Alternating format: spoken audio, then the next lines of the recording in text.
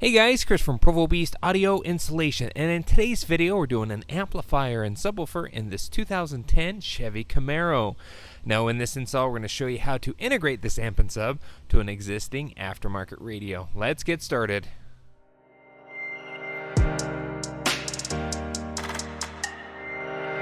Now one quick thing to note here, our Camaro, as mentioned before, already has an aftermarket radio, which does simplify things a little bit. But if you do have a factory radio and you're keeping that factory radio, we'll show you where to connect your wiring in the event you're looking to hook up an aftermarket amplifier to the factory stereo. So let's head to the bench to show you the parts that we're going to need for our install. The parts that we're using in our install today, first and foremost, are the amp and subs that the customer chose to put in. Obviously subs are not here, but we'll show you here in a moment. The amplifier, it's a Stinger Audio 1500 watt RMS amp.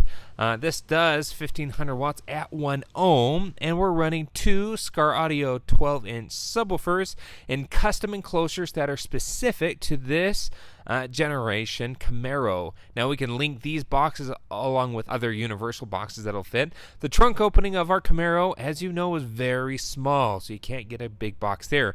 Hence why we went with these custom fit enclosures that'll fit perfectly in this Camaro. Now to wire our amplifier up, we need a wiring kit. This is the Scar Audio OFC wiring kit. This is a 4-gauge kit that comes basically with everything that you need for the install, outside of any sort of line-out converter, in case you're running a factory radio. Now if you have aftermarket radio already, it's going to have the pre-outs and signal output that you'll need for your amp. Now what we're going to do is we're going to grab our amplifier wiring kit out of the box here. We're going to show you Amplifier Mount that we're going to build out of MDF wood, and we're going to be installing your amplifier underneath the false floor in the truck. We already went ahead and made an amplifier rack here, so it's about 8 inches wide and about 14 inches long. And we covered it in some carpet here, some cardio carpet, and we mounted our amplifier to it. Now this is going really in the place where the factory jack is. There is no factory jack currently installed in this Camaro, so the customer wanted the amplifier in an accessible location, but it's out of the way of everything else. Now our amplifier rack here has two fine thread screws, and we put some nutserts in the car already, and this will bolt to the floor of our Camaro, which is really nice. So we'll show you what that looks like here in a moment. Now this install for most people is actually going to be fairly simple because our battery is already located in the trunk. Being that the amplifier is in the trunk, you have really short leads for power and ground. It's all right there. Your subwoofer is already going to be in the trunk too as well. And so really the only connections outside of the trunk is signal for an aftermarket radio. And if you have the factory radio, you're going to have your 6x9s right above that you can generally tap into as well. So regardless, this install for the most part is going to be simple. So we didn't spend a ton of time showing you how we installed or built our amplifier rack, just because it's pretty self-explanatory. Now we have our inline fuse and a short run that goes right up to our battery terminal here. This is about 9 inches or so, and this will connect to the positive post of our battery. Now our Stinger amplifier doesn't have any sort of onboard fuse, so we need a fuse still regardless to protect the electrical components of our amplifier, and it'll fuse this little run as well. The reason why we have a dual fuse is we actually are doing a big 3 upgrade and running power from our alternator, and we're going to feed it into this other terminal here, so don't worry about that. But most amplifier wiring kits will come with an inline fuse, and we mounted ours to our amp board right here. It's super nice and short. Our ground here goes all the way down this other side, and it'll go to the grounding terminal of our negative post on the battery itself, because it's also right there in the trunk. Super convenient. So that takes care of power and ground. Now the other connections on the amplifier, here in the center is a remote turn on wire, and this needs to go to some sort of remote source to turn the amplifier on when the audio system does. Now there's a couple of ways to go about it. If you have a factory radio, you're going to need some sort of accessory or turn on circuit that'll trigger the amp to turn on, and some line out converters like a Pack Audio LP7-2 will have a function like that that'll turn on your amplifier here. Since we have an aftermarket radio, this will go to the remote turn-on wire of our aftermarket radio's harness. So we have to run this all the way up to the radio back behind that radio itself in the dash cavity. So this will run all the way up along with our RCA cables. Now we need to feed our amplifier signal so it knows what to play, and these RCA cables here need to go to that signal source. Now again, in our case, since we have an aftermarket radio, we'll run these all the way up along with our remote wire all the way to back behind the radio, where our RCAs will connect into the radio's subwoofer RCA output, because again, it's aftermarket. If you have a factory radio, it doesn't have RCAs, you'll need to go to a line-out converter. So on this side, we have our remote turn-on wire and our RCAs, and we have it taped about every 6 to 8 inches or so, and this will go all the way up to back behind the radio. Now it does have a bass knob included with this amplifier. We're going to run this on the driver's side to a convenient location to get that flush mounted. And on this side, the last terminals that we haven't talked about is our speaker outlets. It's a mono amplifier, but Stinger's provided multiple terminals, so you can hook up multiple speakers to the same channel, which is super convenient. So we're gonna have 2 sets of speaker run to both boxes. So what we can do now at this point in time is grab this whole assembly, take it to the vehicle, and get it installed. Now before we get our amplifier mounted in here, here is where it's going to mount. What we did is we went ahead and cut 2 holes in here and put some rivet nuts in there so our amplifier rack can bolt into that location. And like mentioned before, our terminals of our battery are literally right here, and there's a good positive post, and we have the negative off, and we have the negative post there as well. That's going to allow easy hookups for your aftermarket amplifier. You really don't have to run much wire.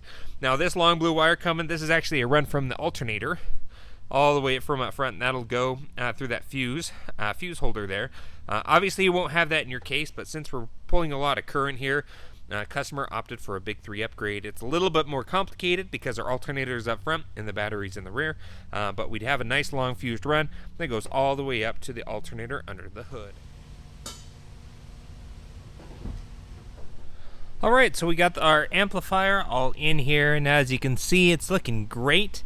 It bolts up at this location here and right here with those nutserts. It is solid as anything. Again, we don't have the jack, so this is nice and open. If you do have the jack, you may have to find a different location for your amp. Since it's totally gone here and this is where the customer wanted it, we made it work great. Now, we have our nice short run from the positive post of the battery right into our fuse holder, and it goes into the amplifier itself. Nice short run. Again, having the battery right here is super convenient. Same thing with the ground. Now you can ground it right to the terminal post of the battery as well.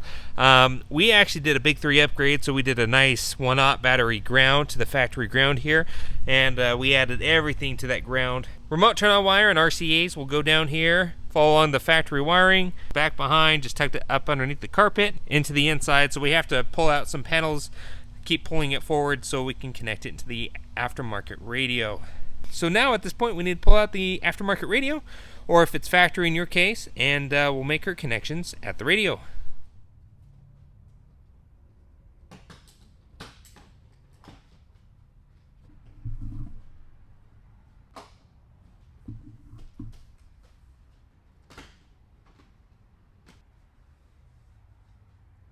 Alright, so we're here in the car. We need to go ahead and temporarily get our radio out. Now the silver trim up and around the gear shifter has to come out temporarily, so that's going to give us the access we need.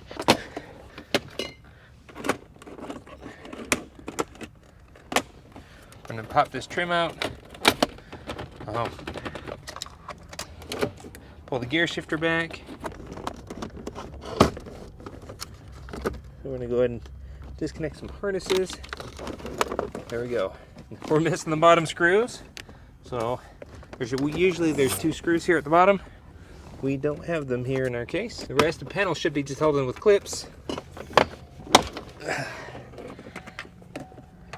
Alright, and you're going to have 7mm screws up and around the radio. Go ahead and remove those.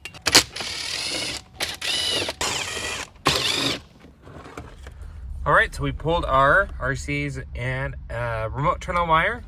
We just dropped down the glove box, went up and underneath, made our connections here, went ahead and added our remote turn-on wire with the butt connector.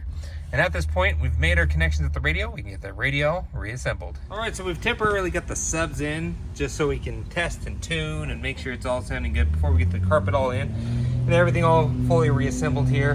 But it's all looking great. Got our radio all back in, everything's booted up, just set our gains to the SMD DD1. And in the end, this is looking fantastic. Tons of bass. As you can imagine, we're pushing about 1500 watts here. These are 212s, these are SVR, so these are about 800 watts RMS a piece. And we're pairing this to a 1500 watt RMS amplifier. It's all wired to 1 ohm. Tons and tons of power. It sounds fantastic. And these boxes are a little bit more pricey, but they fit perfectly. They're about the biggest ported box that you can get for this Camaro. So we went ahead and picked these up. We also installed new door speakers, dash speakers, rear deck speakers. We did a radio, and we did other various installs. So if you want to see any of those videos, we'll link those videos in the description at your convenience. Now, if you like any of the parts that we've used, we'll link those along with anything else that we recommend in the description of this video. Thanks again for watching. Be sure to hit the like button if you liked what you saw, and don't forget to subscribe to post great content on the channel all the time. We'll see you in the next video.